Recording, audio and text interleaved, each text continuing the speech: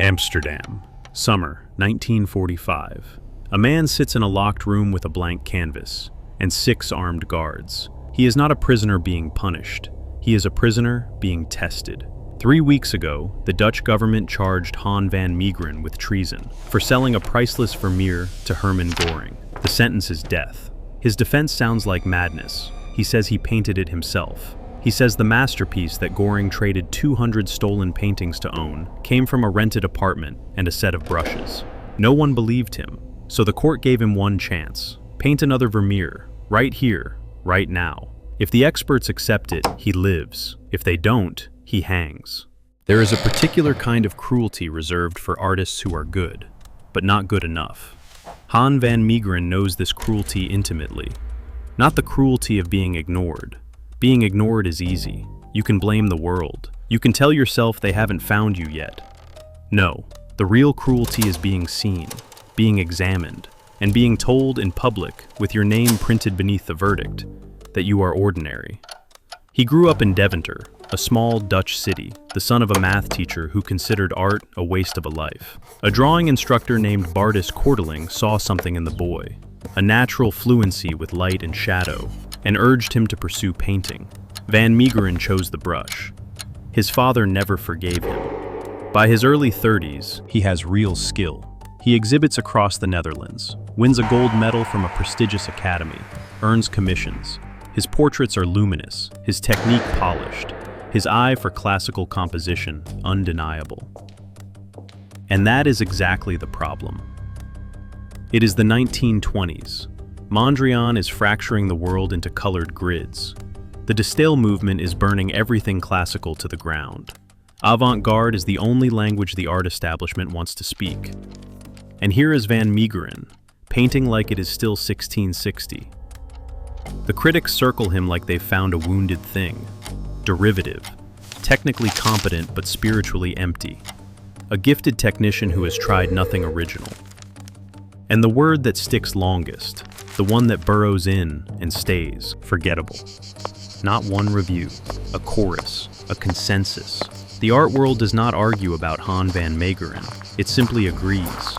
He is a relic, a footnote, a man who learned to paint 3 centuries too late.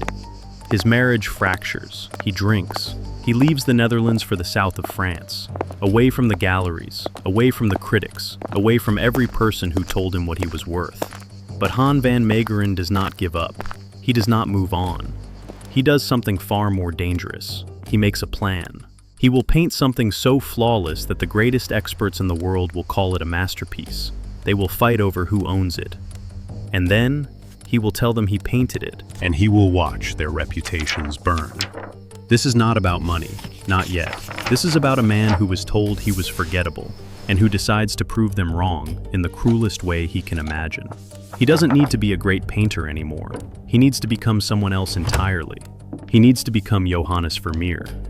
Before we get into how Van Meegeren actually pulled this off, the chemistry, the oven, the 6 years of total isolation, hit subscribe, because what he builds in that laboratory changes the art world permanently. Now, back to the south of France. Roquebrune Cap Martin, the French Riviera, 1932. Van Meegeren rents a villa on the coast, draws the curtains, and disappears. For the next 6 years, he will not exhibit a single painting. He will not contact a single gallery. He will not answer a single letter from the art world he has left behind. His name vanishes from public life as completely as if he had died. In a sense, he has. The man who enters this villa is a failed painter. The man who leaves it will be someone else entirely. But first, he has a problem.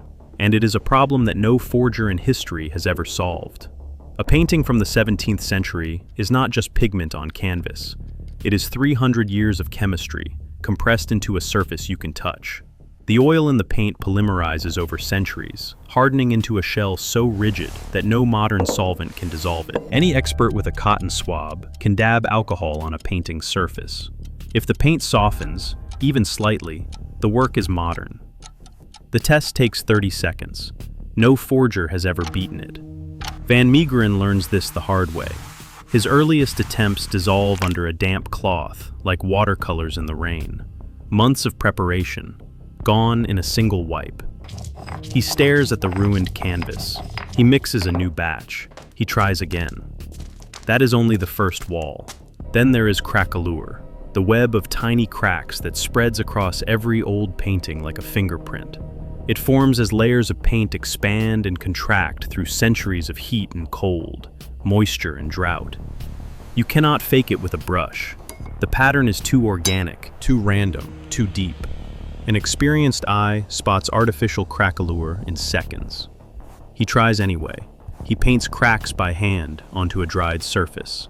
They look exactly like what they are, painted lines pretending to be age. He tries heat lamps to accelerate drying and force the paint to split. The surface blisters, peels, blisters again. Each attempt teaches him what does not work. The list of what does not work grows very long. Then there is pigment. Cobalt blue was not synthesized until the 19th century. Zinc white did not exist before 1780. If a chemical analysis finds even a trace of a modern pigment in a painting dated to 1660, the forgery is over before it begins. Every color must be correct, not approximately, not mostly, but absolutely.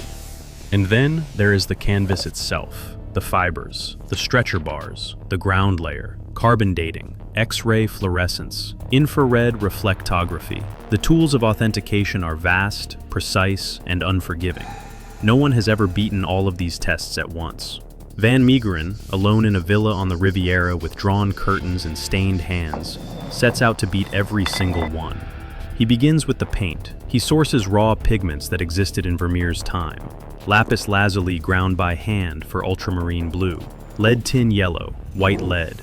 Natural earth pigments, raw sienna, umber, ochre. He grinds them on a stone slab, mixes them with lilac oil, a slow-drying medium that leaves almost no residue when heated. And then, after years of failure, he makes his breakthrough. Phenol formaldehyde, bakelite resin, a synthetic polymer invented in 1907, used in telephones, radios, billiard balls, virtually everything except fine art. Van Meegeren discovers that mixing a small amount of this resin into his oil paint and then baking the finished canvas at roughly 120 degrees Celsius triggers a polymerization reaction. The paint hardens, not over 300 years, in a matter of hours. The alcohol test. Passed. But the oven creates its own disasters. The first baked canvases crack under the heat. Colors shift toward brown. The resin yellows the whites. A temperature 5 degrees too high chars the surface.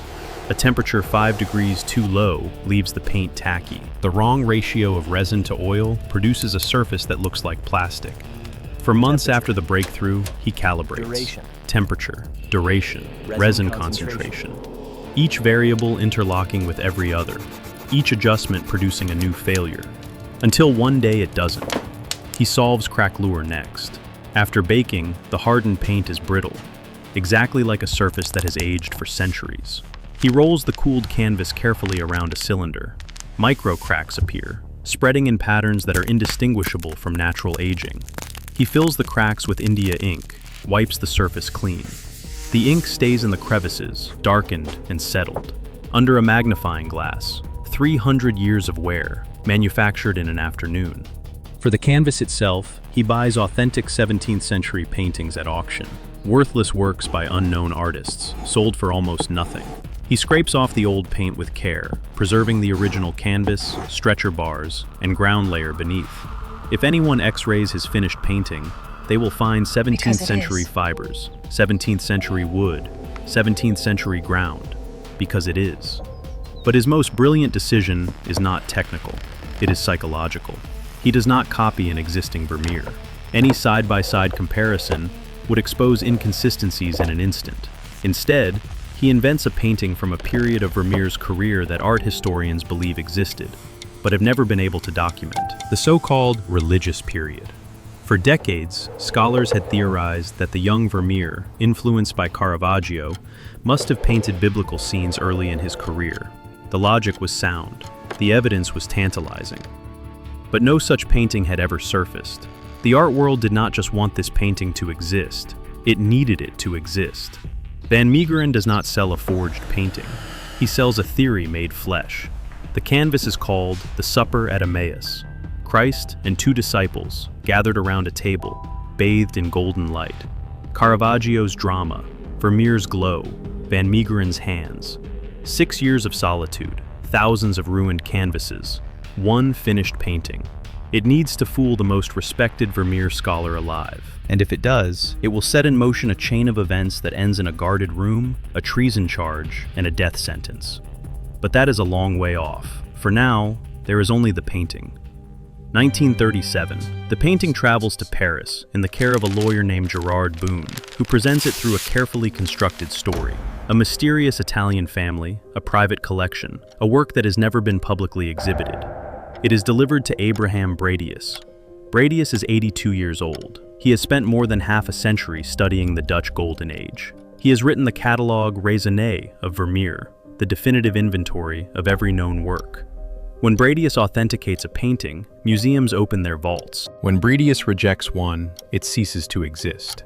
He examines the canvas, he studies the brushwork, he tests the surface, he holds it under light.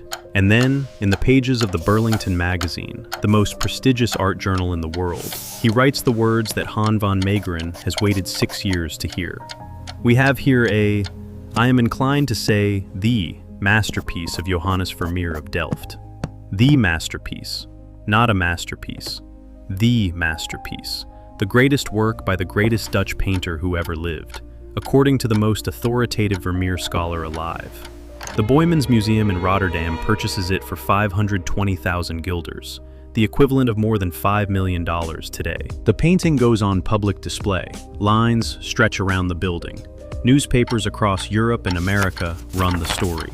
The discovery of the century, a lost Vermeer, resurrected. And somewhere in the south of France, behind drawn curtains, Han van Meegeren reads the headlines. He smiles. Now here is the detail that makes this moment almost unbearable in its irony. Abraham Bradius was not a stranger to Van Meegeren's career. He belonged to the same Dutch art establishment that had looked at Van Meegeren's original paintings, the ones signed with his own name, and found them lacking. The same trained eyes that saw nothing of value in Van Meegeren's genuine work now trembled before his forgery and called it the finest Vermeer ever painted. The plan had worked perfectly. All Van Meegeren had to do was step forward, say the words, reveal the truth, watch the art world's most respected names realize they had been fooled by the painter they called forgettable. He doesn't, because 520,000 guilders is a tremendous amount of money, and revenge, it turns out, is not as satisfying as wealth. Van Meegeren paints another Vermeer, then another, then a Pieter de Hoek for variety. Each forgery takes less time than the last. Each is slightly less careful. The masterpiece that took 6 years is followed by paintings that take months. He cuts corners, grows sloppy, grows arrogant. It does not matter. The experts accept every single one. By the early 1940s, Han van Meegeren is one of the richest men in Amsterdam. He owns 52 properties. He buys genuine old masters for his personal collection. A forger spending forgery money on real art. He drinks heavily. He is addicted to morphine. He lives in a haze of luxury and self-destruction. And outside his windows, Amsterdam is starving. He can see it from his balcony if he bothers to look. The ration lines stretching around corners. The shuttered storefronts. The yellow stars that appear on coats one season and vanish from the streets the next.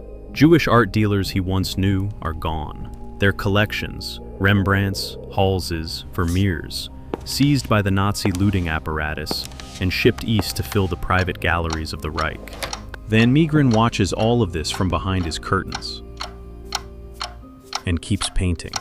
His final and most consequential forgery is a canvas called Christ with the Woman Taken in Adultery. It enters the art market through a chain of dealers and intermediaries. It travels through occupied Europe, and it lands on the desk of a man who collects art the way other men collect power. Hermann Göring, Reichsmarshal, commander of the Luftwaffe, the second most powerful man in Nazi Germany, and an art collector of pathological intensity. His personal holdings number over 600 works, most of them stolen from conquered nations. When Göring sees the painting, he does not negotiate. He trades 200 works from his own collection, many of them seized from Jewish families across occupied Europe, for this single Vermeer. 200 paintings for one. It is the most absurd transaction in the history of art, and the Vermeer is worth less than the canvas it was painted on. May 1945. The Allies liberate Amsterdam, and the first thing they do is trace where the art went. The trail is not hard to follow. Allied investigators, the monuments men, tasked with recovering looted art across Europe, trace the Göring Vermeer backward through the chain of dealers. Each name leads to another name. Each receipt points closer to the source. The last name on the list is Han van Meegeren, Amsterdam.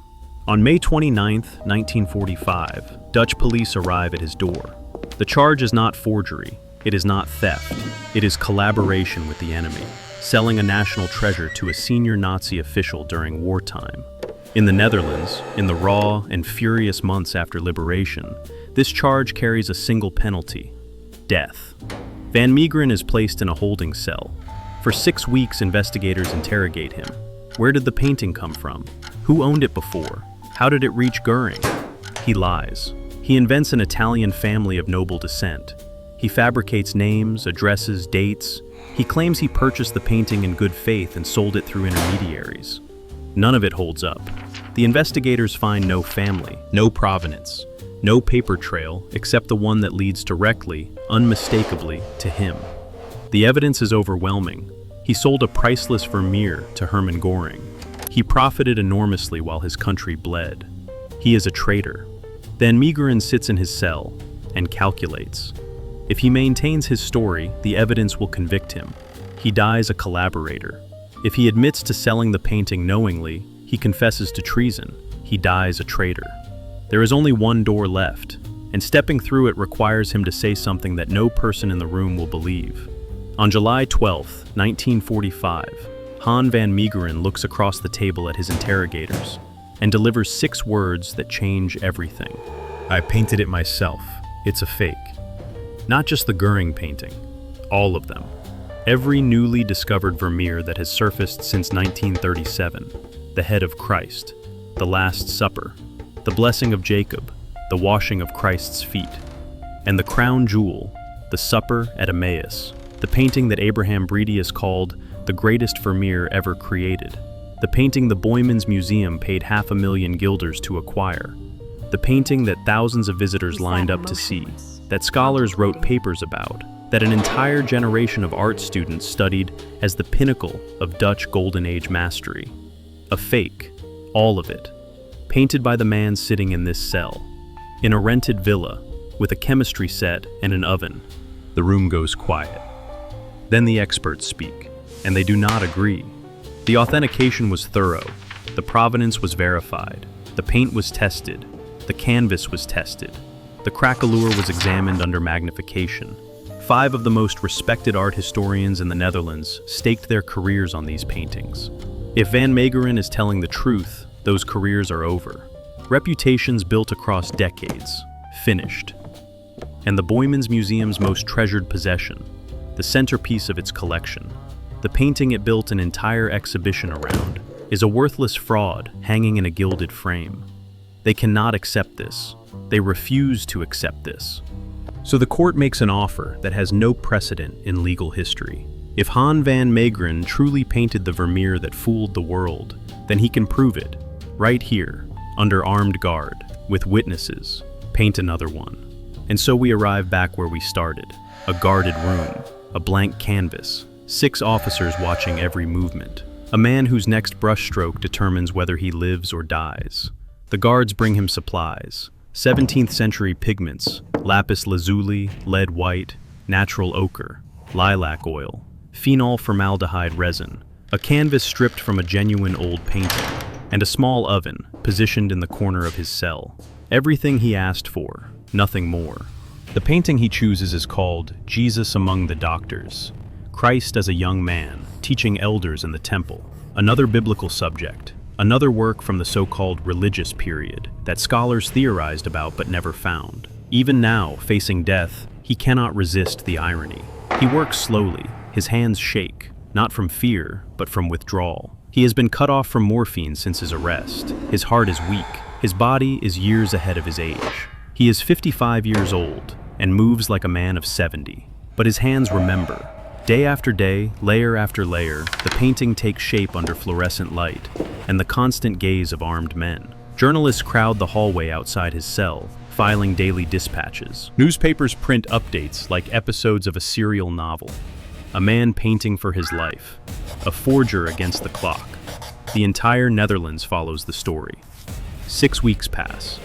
The painting is finished. It is not his finest work. The withdrawal has dulled his precision, and the pressure shows in the unsteadiness of certain brushstrokes. But it is enough. More than enough. Forensic experts examine the new painting alongside the previously authenticated Vermeers. The technique is identical. The pigment composition matches. The aging method, the craquelure pattern, the layering structure, all consistent across every canvas. Then comes the science. A new generation of analytical tools, X-ray diffraction, chemical microanalysis, spectrographic imaging, is applied to the Supper at Emmaus and the other works. Deep beneath the surface, hidden under layers of meticulously aged paint, the instruments find what Van Meegeren always knew they would find. Phenol formaldehyde resin, traces of modern binding agents, pigment anomalies invisible to the human eye, but unmistakable under a spectrometer. Every single painting is a forgery. The Boymans Museum removes the Supper at Emmaus from its walls without ceremony. No press conference, no public statement. The greatest Vermeer ever discovered is carried out through a service entrance and placed in a storage room. The wall where it hung stays empty for weeks. For the scholars who authenticated the works, the reckoning is swift and total. Reputations assembled over lifetimes collapse in days. The art establishment does not forgive error at this scale, and it does not forget. But the Dutch public has a very different reaction.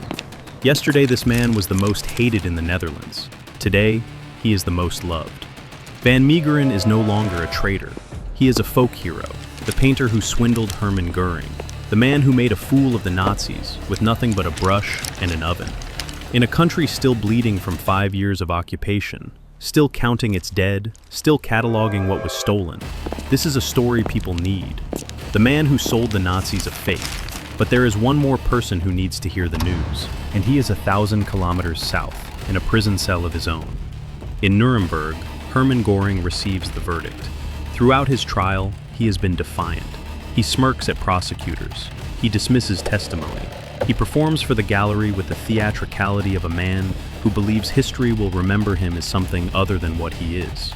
But when an officer informs him that his most prized possession, the Vermeer he traded 200 stolen paintings to acquire, the painting he considered the jewel of his collection, is a fake, painted by a Dutch nobody in a rented apartment, Göring's performance ends. A witness describes his reaction, as if for the first time he had discovered there was evil in the world. It is the only moment during the entire Nuremberg proceedings when Hermann Göring appears genuinely shaken. The treason charge against Van Meegeren is dropped. In its place, forgery and obtaining money under false pretenses. The trial takes place in October 1947. The courtroom is packed. The public adores him. Opinion polls show he is the second most popular person in the Netherlands, behind only the Prime Minister.